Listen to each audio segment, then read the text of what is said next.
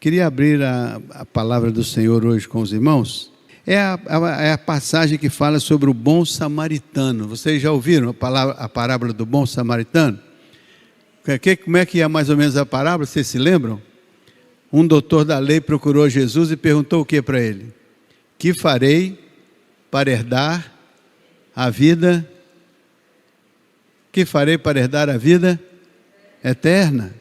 Esse doutor da lei certamente deveria saber o que deveria ser feito para herdar a vida eterna. Mas ele não sabia e perguntou a Jesus.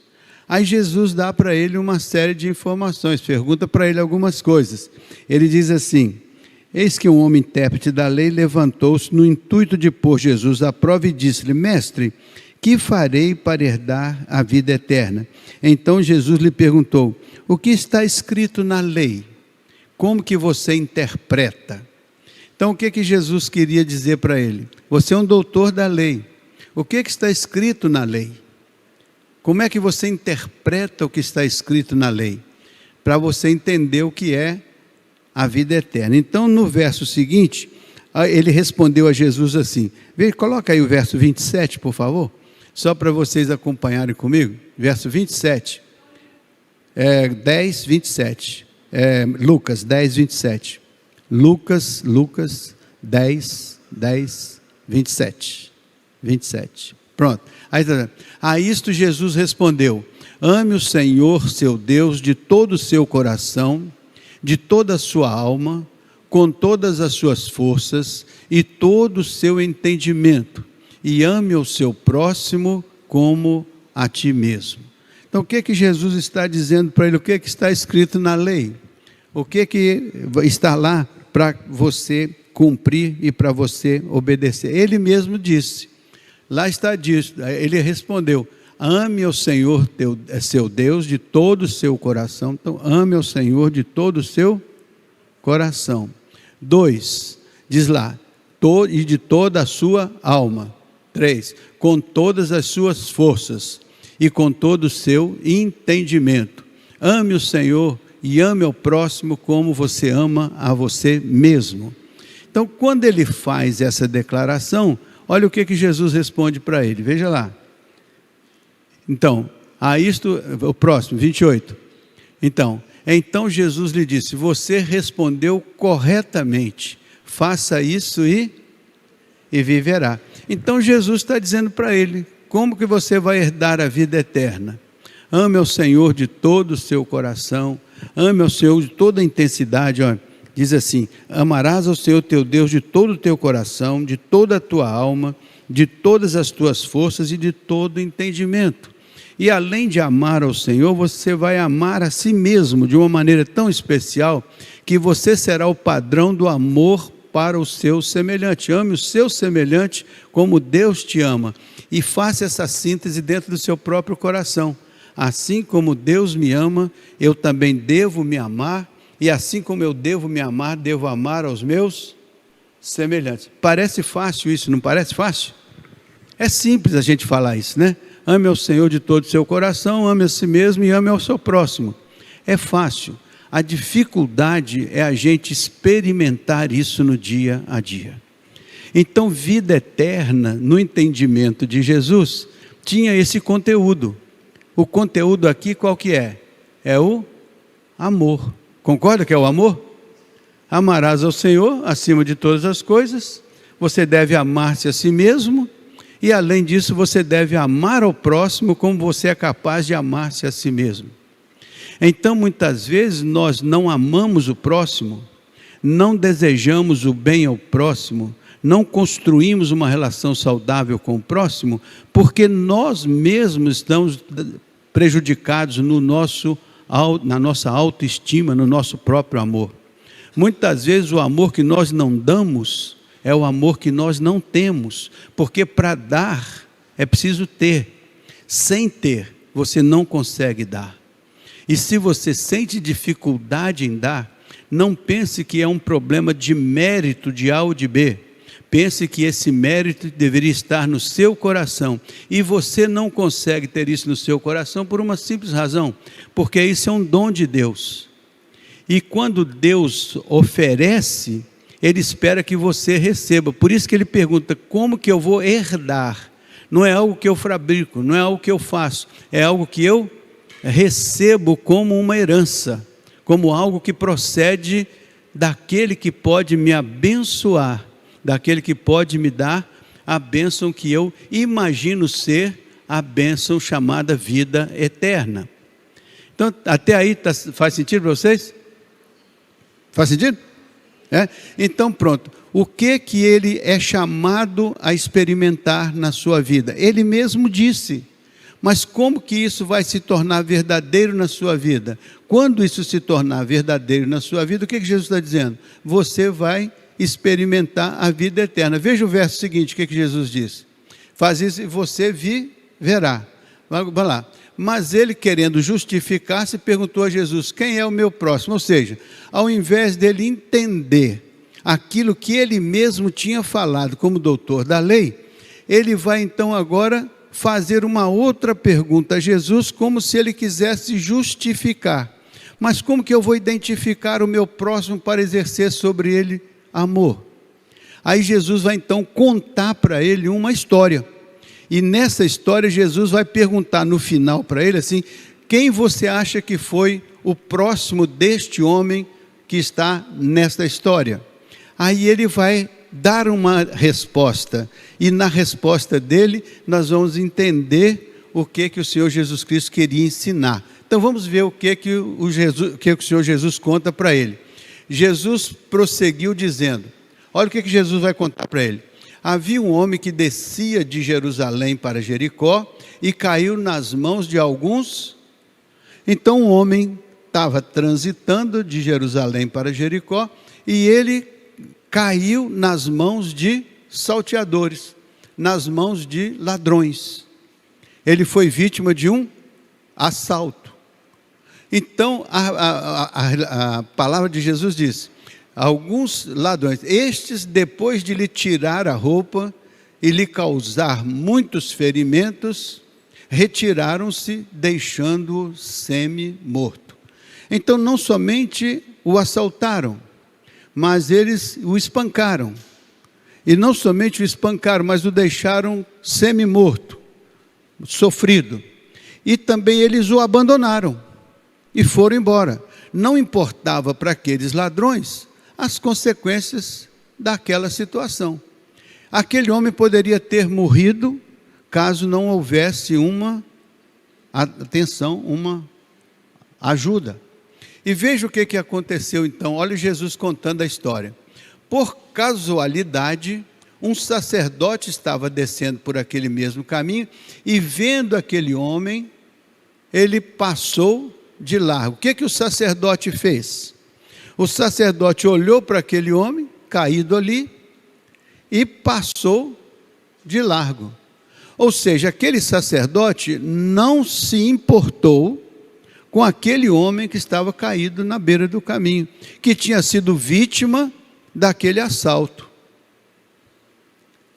Então guarde isso aí. O sacerdote vinha pelo mesmo caminho, mas se desviou diante do problema que ele visualizou. Veja o que Jesus acrescenta. Então assim, de igual modo, um levita descia por aquele mesmo lugar e vendo aquele mesmo homem, passou também de largo. Aí nós estamos falando de um sacerdote que representa a compreensão do conjunto da lei. Nós estamos falando de um levita que representa o louvor, a adoração, mas eles não estavam conectados com a situação que eles viram naquele homem que tinha sido assaltado e violentado. Por que eles não se importaram com aquilo? Talvez porque aquilo não fizesse parte da sua preocupação. Eles estavam preocupados talvez em exercer muito bem o sacerdócio, ou talvez ser um bom levita, mas eles não perceberam que ser um sacerdote e ser um levita tinha a ver com algo que eles estavam olhando, mas não estavam enxergando. Então Jesus está contando isso para o doutor da lei se tocar.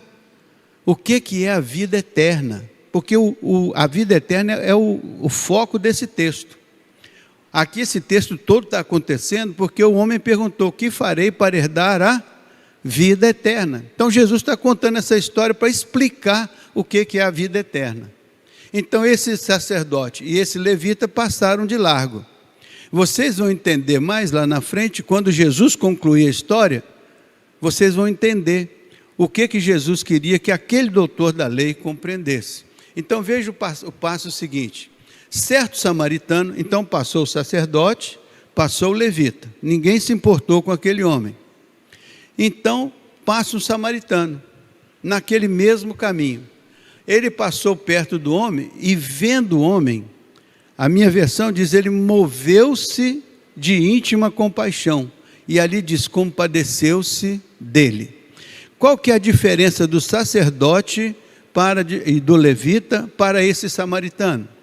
Que teoricamente não tinha nada a ver com o judeu, talvez até fosse um inimigo, politicamente falando, mas ele não se preocupou com as condições, ele se preocupou com a realidade que mexeu com o seu, porque chamou de dentro dele algo que ele já tinha, que era misericórdia e compaixão. Ele só exerceu compaixão porque ele tinha dentro de si o quê? O que ele tinha dentro de si? Compaixão. Se ele não tivesse isso dentro de si, ele não exerceria isso fora de si. É isso que Jesus está querendo mostrar. Que para a gente amar o próximo, tem que ter um conteúdo capaz de disponibilizar para o seu próximo. Que conteúdos a gente disponibiliza para o próximo da gente? Esse é o segredo da vida que Jesus disse que veio trazer. Eu trouxe para vocês vida e vida em... O que é abundante na nossa vida, como resultado da vida de Deus em nós? É isso que vai dar uma visão de que tipo de vida espiritual nós temos, de que tipo de vida plena e abundante nós temos, pelo que ela se manifesta do lado de fora. Porque não há nada que se manifeste do lado de fora que não tenha nascido ou partido do lado de dentro. Então Jesus vai conduzindo. Quer ver o verso seguinte? Olha só. E aproximando-se, fez curativos no homem, pensou os seus ferimentos, fez curativos nos ferimentos dele, aplicando-lhes o óleo e o vinho. Depois colocou aquele homem sobre o seu próprio animal e o levou para a hospedaria e tratou dele. O que aquele homem fez? Ele se interessou por ele. Ele usou os seus préstimos pessoais ali, o seu óleo, o seu azeite, e usou nas feridas daquele homem. Pegou aquele homem, colocou no seu animal e levou aquele seu animal até uma hospedaria. E veja o que aconteceu na hospedaria. Ele fala assim: no dia seguinte, separou 2 denários e os entregou ao hospedeiro, dizendo: cuide deste homem, e se você gastar alguma coisa mais, eu farei o reembolso quando eu voltar. Então ele tratou daquele homem, ele tinha algo a fazer. Então aquele homem foi um acidente na sua vida, porque ele teve que continuar o seu caminho. Mas ele para o que estava fazendo, cuida daquele homem e depois o leva para uma hospedaria e se compromete a pedir ao homem que cuide dele, se compromete a ir para o seu projeto, voltar para pagar alguma coisa que fosse necessário para dar àquele homem a base, a condição da sua sustentação, da sua cura, da sua transformação daquela realidade que ele estava vivendo. Então o homem não só fez alguma coisa, como se comprometeu a deixá-lo em segurança, como se comprometeu a ir fazer o seu negócio e voltar para prestar contas. Se gastou alguma coisa a mais, eu estou disposto a te reembolsar. Aí veja só o que Jesus acrescenta aí. Olha que coisa linda. Então Jesus perguntou a quem? Ao doutor da lei. Perguntou assim: qual destes 3 lhe pareceu ter sido o próximo do homem que caiu na mão dos ladrões, ou nas mãos dos ladrões? Quem que parece para você ser o próximo daquele que caiu nas mãos dos salteadores. Aí o doutor da lei vai dar uma resposta importante. Olha só a resposta do doutor da lei. Ele vai assim: o intérprete da lei respondeu: o que usou de misericórdia para com ele. Então Jesus lhe disse: vai e faz do mesmo jeito. Verso seguinte, até o 37, até o 37. Quando ele seguiu, não, aí já é outro texto, até o 37. Jesus falou assim: vai e faz do mesmo jeito. Jesus encerra aquela conversa respondendo para ele o que estava escrito na lei e como que ele interpretava a lei. Jesus contou essa história para ele interpretar a lei, e ele interpretou: aquele que usou de misericórdia para com ele. Então eu separei algumas reflexões para nós nesta manhã. Aí está o cenário, entendido? Jesus então estava respondendo a uma pergunta: que farei para herdar a vida eterna? Então vamos dizer que você faça a seguinte pergunta: o que farei para herdar a vida eterna? Vamos?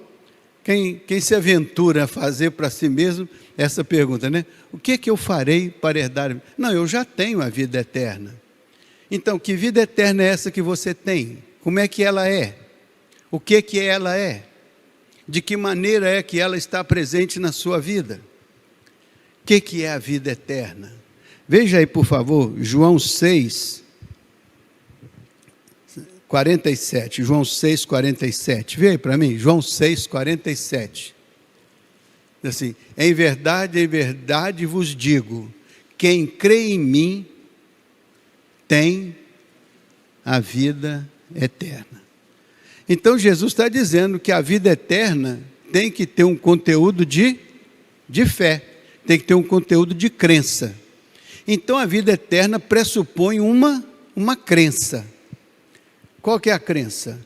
Quem crê em mim tem a vida eterna. Mas crê o quê? O que é crer em Jesus? Como é que a gente vai crer? Veja aí o verso 68 agora. Olha só que coisa preciosa. Verso 68. Simão Pedro respondeu: Senhor, para quem iremos? O Senhor tem as palavras de vida eterna. Então Pedro está dizendo assim: Senhor, para quem que nós vamos? Não tem outro caminho, porque só o Senhor tem as palavras da vida eterna. Então Jesus diz: quem crê em mim tem a vida. Então o Pedro diz: o Senhor tem as palavras. Então quem é que tem as palavras de ensino sobre a vida eterna? O Senhor Jesus. Por isso que a gente tem que entender o que Jesus tem a dizer sobre vida eterna. Tem que entender o que ele diz: quem crê em mim tem a vida eterna. Então vamos ver aí, veja aí João 3,16, é o versículo básico da palavra, né? O texto áureo do Evangelho. Porque Deus amou o mundo, isso inclui eu e você, de tal maneira, de uma maneira tão grande, extraordinária, que deu o seu Filho unigênito, para que todo aquele que nele crê, não pereça, mas tenha o quê? A vida eterna. Então o que o João está dizendo? Que Deus deu o seu Filho, para que todo aquele que nele crê, tenha, Jesus diz: quem crê em mim, tem a vida eterna. Então tanto o Pai quanto o Filho combinam que a vida eterna está em Jesus e no que Jesus ensina, e no que Jesus mostra, e no que Jesus fala, porque a palavra dele é a palavra da vida eterna. No início era o verbo, a palavra, e a palavra estava com Deus, e a palavra se fez carne, e habitou entre, e vimos a sua glória como a glória do unigênito do Pai.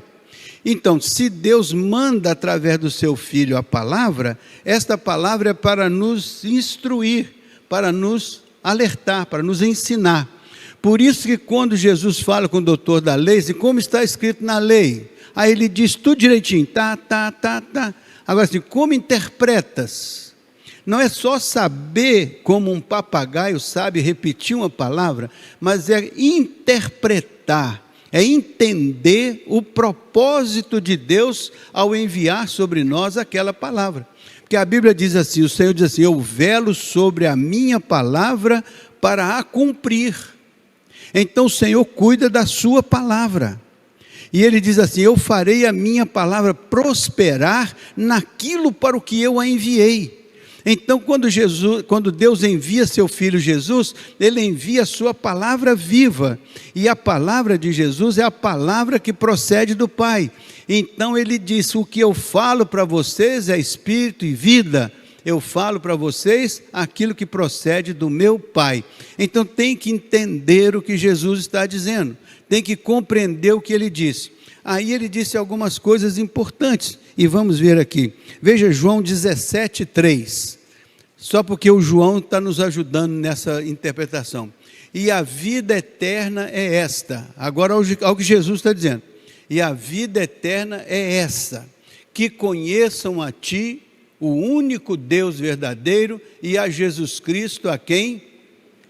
Então ele disse, eu tenho a palavra da vida eterna. O Senhor me deu a palavra da vida. Quem crê em mim tem a vida. E agora ele está dizendo, e o que é essa vida? Ele está dizendo, quem crê em mim, a vida eterna é esta, que conheçam a Ti, o único Deus verdadeiro, e a Jesus Cristo, a quem enviaste. Quem crê na minha palavra, tem a vida eterna. E ele está dizendo, a vida eterna é esta, que seja conhecido Deus poderoso e a Jesus Cristo a quem. Então vida eterna é o quê? Por muito tempo a gente fica falando de vida eterna como se fosse uma vida cronológica, e isso faz empobrecer demais o conteúdo, porque a gente pensa que vida eterna é uma vida que não acaba mais, é uma vida longa, é uma vida que não tem fim, e é cronologicamente na nossa cabeça o pensamento. A gente pensa que não é uma vida que tem 1 minuto, 1 hora, 1 ano, 1 século, mas é uma vida que dura para sempre. Então a visão é cronológica, é vida em quantidade de tempo. Mas Jesus está falando que a vida eterna é algo mais importante do que a quantidade de tempo, que é eterna, é eterna mesmo. Mas é conhecimento do único Deus verdadeiro e a Jesus Cristo a quem envia. Então vida eterna é mais do que uma cronologia. Vida eterna é um conhecimento de Deus, é conhecimento do Senhor Jesus, é conhecimento do que Ele ensinou, do que Ele falou, porque quem crê nele, do jeito que Ele falou, então ele vai experimentar a bênção de uma experiência com Deus, que vai abrir para ele uma janela nova, de uma vida nova. Por isso que a Bíblia diz que quem está em Cristo, nova criatura, as coisas velhas passaram, eis que tudo se fez. Então estar em Cristo abre uma nova visão da vida, uma nova percepção da vida. E o que acontece nisso aí? É que quando a gente está em Cristo, a gente abre dentro da gente uma janela diferente do que aquela que nós tínhamos antes de ter Cristo na nossa vida. Não sabíamos de Cristo, não sabíamos da palavra de Cristo, não conhecíamos a palavra do Senhor. Então, para nós, era difícil entender quando Jesus Cristo diz que quando a gente crê nele, rios de águas vivas fluirão do nosso interior. Quem crê em mim, como diz as Escrituras, rios de águas vivas fluirão do seu interior. Então Jesus disse, quem ouve a minha palavra, quem conhece a minha palavra, quem dá atenção à minha palavra, este vai herdar a vida. Esse vai ter como herança na sua experiência pessoal os dons espirituais da vida que procede de Deus.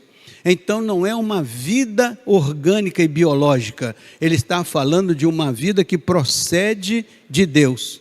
Por isso que a Bíblia diz que o amor de Deus, que é a base da nossa salvação, João 3,16, esse amor de Deus está derramado em nosso coração pelo Espírito Santo que nos foi dado. Então Deus nos deu o seu Espírito, para que o seu Espírito possa derramar em nosso coração o seu amor, para que esse amor nos faça amar a Deus, nos faça amar a nós mesmos e nos faça amar ao próximo, dentro do propósito e do conteúdo que o Senhor quer que nós tenhamos dentro de nós para compartilhar com os nossos semelhantes. Aqui que está o grande segredo da vida eterna. A vida eterna como quantidade de vida você já tem, ótimo, você vai morar com Deus na eternidade. Mas a qualidade de vida que o Senhor tem para você aqui hoje, essa você pode estar passando longe dela, por não ter este conhecimento do Senhor. Que a vida que nós vivemos aqui deveria ser basicamente vivida fundamentada, ou seja, alicerçada, embasada no amor de Deus, que pode ser derramado em nossos corações como uma obra do Espírito Santo de Deus. Por isso que a Bíblia diz que o Espírito de Deus comunica com o nosso espírito que nós somos filhos de Deus. Quando o Espírito de Deus comunica isso, é porque ele já percebeu que o amor de Deus me alcançou, e pelo amor de Deus eu já me entreguei ao Senhor, já cumpri os pré-requisitos do meu arrependimento do pecado e da restauração que vem da sua morte na cruz. Eu aceito o seu sacrifício por mim, eu sou crente em Cristo Jesus, e agora eu sei que existe um amor poderoso, é a essência de Deus, e Deus quer colocar essa essência dentro da minha vida, e o Espírito Santo é que faz essa operação. Então a essência divina pode vir para dentro da minha vida por uma obra do Espírito Santo. E quando esta obra do Espírito Santo entra na minha vida, e a essência de Deus entra na minha vida, então eu sou um crente que tem consciência daquilo que a lei diz, que eu devo amar a Deus sobre todas as coisas, devo amar a mim mesmo, porque se Deus me amou e colocou o Espírito dele dentro de mim, e colocou a mensagem dele dentro de mim, e colocou o conteúdo do seu amor dentro de mim, como que eu posso desprezar a minha própria vida em relação ao que Deus fez de grandioso, colocando a sua presença dentro de mim? Então aí vem aquela ideia de se amar a Deus, mas a ideia de você se amar profundamente. Aí vem aquele momento quando você tem as suas dificuldades emocionais, as suas dificuldades relacionais, porque muitas vezes o amor de Deus, que seria o motivador das suas relações do lado de fora, ele está obliterado pela carne que milita contra o Espírito e às vezes predomina dentro de nós. Então a nossa carnalidade humana bloqueia esta liberdade do amor de Deus operar e agir em nós e através de nós. Por isso que muitas vezes, quando nós vemos uma situação do lado de fora, não é o amor de Deus que nos transformou, que se manifesta, é a nossa carnalidade. Aí às vezes nós vamos criticar, nós vamos fazer isso, nós vamos, né? Não tenho tempo, não posso me envolver, vai dar raiva. E o fato é que eu me protejo da situação de fora. Por quê? Porque o meu coração está dominado pela minha carnalidade humana e não pela essência de Deus que opera em mim. Se eu tiver essa consciência, a minha vida vai ser uma vida de profundo amor a Deus. Vai ser uma vida de profundo amor a mim mesmo.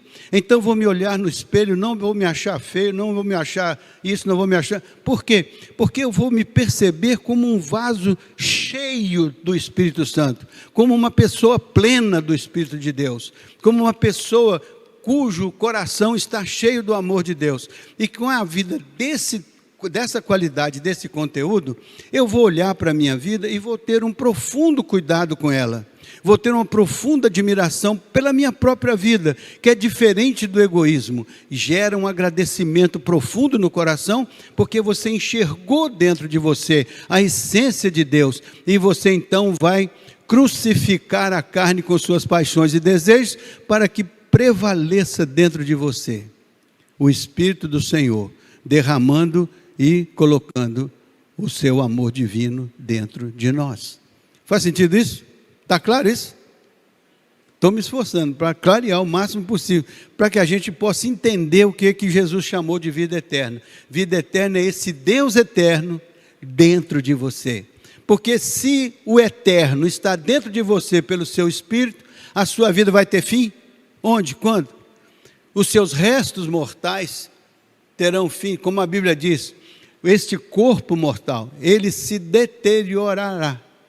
Mas o corpo da ressurreição vive, e vive na dimensão da eternidade.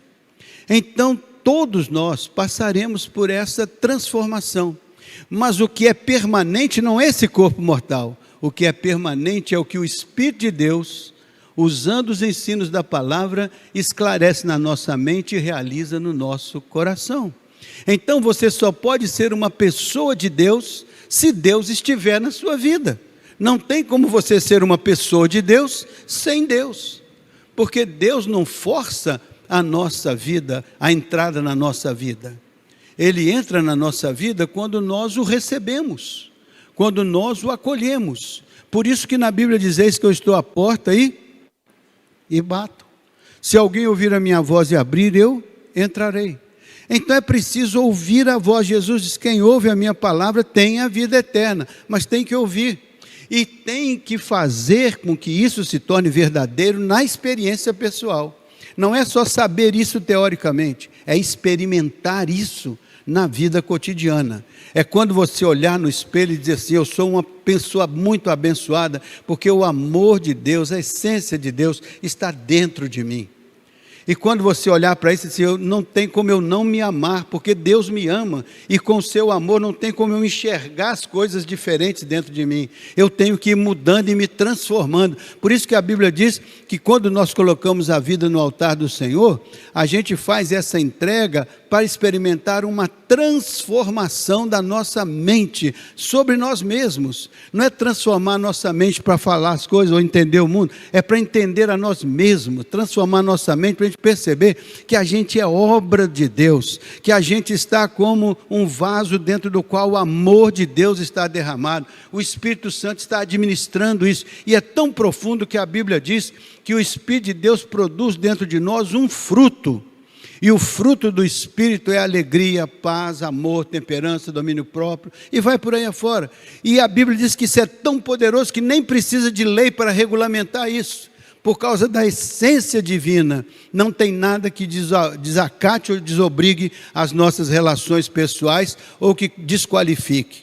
Por quê? Porque onde existe o amor, a alegria, a paz, a temperança, o domínio próprio, você vai perceber que coisas espirituais acontecem a partir daquilo que o seu coração manifesta do lado de fora. Por isso que rios de águas vivas saem de dentro para fora. Se você percebe na sua vida rios de águas vivas, você já está experimentando a vida eterna, a vida abundante. E isso vem por conhecer a Deus, conhecer a sua palavra, conhecer os seus ensinamentos e ajustar a vida ao propósito de Deus, né? Então, ele moveu-se de íntima compaixão. Por quê? Porque dentro dele existia esse conteúdo, dentro dele existia essa realidade. Como que você se move em direção ao seu irmão? Como que você se move em direção àquela pessoa da sua família? Como que você se move em direção à igreja, ao seu trabalho, seus colegas? O que sai de dentro de você em direção às pessoas que estão ao seu redor? Avalie isso, aí você vai ver como que a vida eterna é preciosa e como que às vezes ela está tão longe de nós, porque nós temos a salvação, mas não temos a alegria da salvação, não temos a bênção da salvação. E isso é possível quando Jesus diz: quem crê em mim, como diz a Escritura, rios de águas vivas fluirão do seu interior. E a Escritura diz que você deve amar a Deus acima de todas as coisas, mas a Escritura diz que Deus te dá esse amor com o qual você vai amá-lo. Porque nós amamos a Deus, porque Ele nos ajude. Amamos a Deus porque Ele nos amou primeiro. Foi porque Ele nos amou primeiro, então nosso amor é uma resposta ao amor de Deus. Por isso que Ele derrama esse amor no nosso coração. E se nós tivermos a inteligência espiritual de dar ao Senhor a liberdade de nos conduzir nos seus santos e retos caminhos, se nós dedicarmos a nossa vida a experimentarmos a beleza da santidade de Deus, a beleza da palavra de Deus, a beleza dos ensinos da palavra, nós vamos nos perceber pessoas cheias do Espírito, cheios da vida de Deus, rios de águas vivas, pessoas que vão semear ao seu redor este fruto do Espírito, que vai fazer com que a sua vida melhore cada dia, porque cada dia sua vida contribui para o ambiente ao seu redor ser melhor. E assim você vai perceber como que a vida se transforma de uma vida corriqueira e puramente regular, sistemática, em uma vida de experiências espirituais transformadoras, que não somente abençoam a sua vida, mas abençoam a sua vida para você ser um abençoador.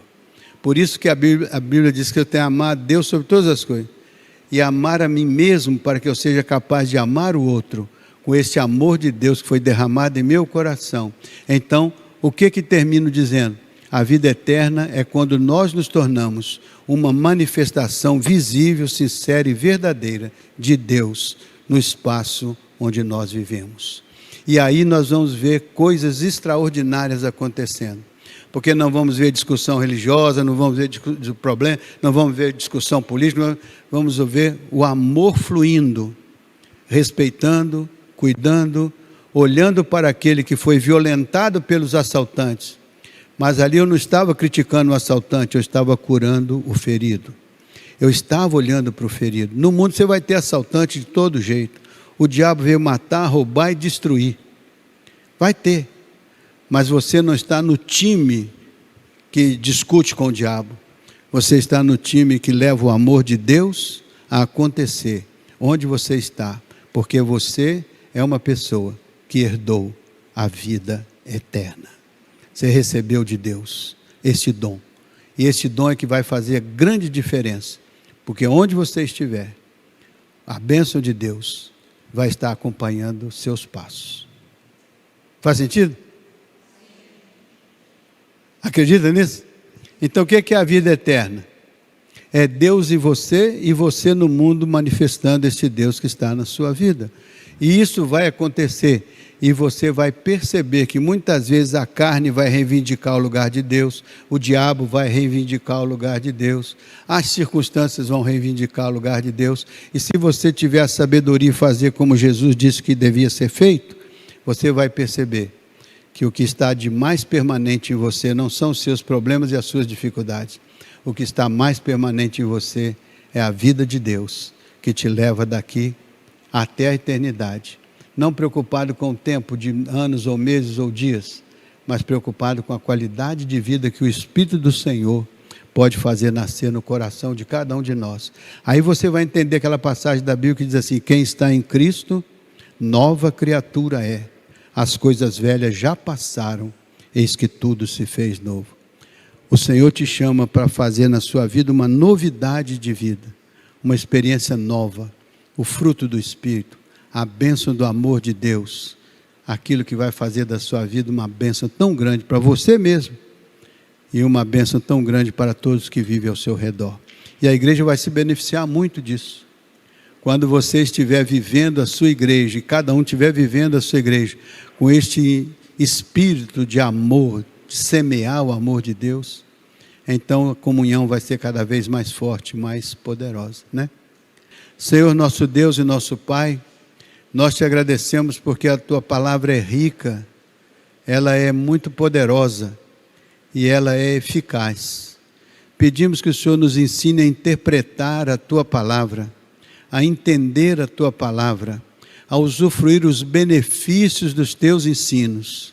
Não nos deixe ser apenas sacerdotes, nem apenas levitas que passam distante daquilo que o Senhor chamou do exercício da compaixão, do exercício do amor, do exercício do relacionamento saudável. Ó Deus, enche a nossa vida com a tua presença e que a nossa vida cheia da tua presença seja neste mundo uma marca da tua presença entre nós. Ó Deus, abençoa a tua igreja, cuida de cada um de nós e faz que nós sejamos sempre homens e mulheres segundo o teu coração. Enche-nos da vida que o Senhor veio trazer e faz que nós percebamos esta vida e nós conheçamos e prossigamos em conhecer o Senhor, até que essa vida gere dentro de nós rios de águas vivas e nós possamos dizer que somos bem-aventurados, herdeiros da vida eterna.